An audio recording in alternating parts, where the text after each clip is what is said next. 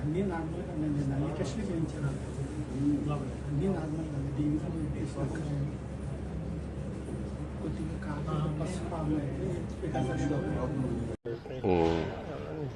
దాటుకుంటూ మహోన్నత శిఖరానికంటే యావత్ భారతదేశం అతన్ని గుర్తించింది.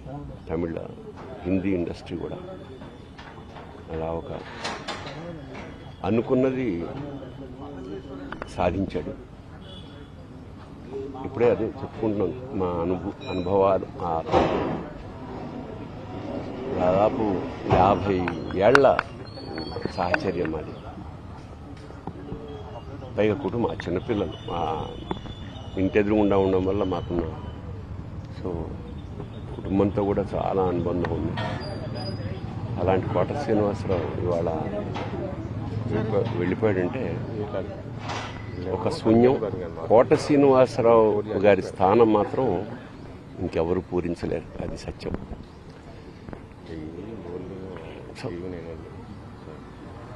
ఆయన మనశ్శాంతి, ఆయనకి ఆ పరమేశ్వరుడు ఆ కుటుంబానికి ఆయనకి మనశ్శాంతిని కలిగించాలని మనస్ఫూర్తిగా ప్రార్థిస్తూ, మాకు కూడా కొన్ని వందల వేల అనుభూతుల్ని మిగిల్చిన కోట ఇవాళ కూలిపోయింది.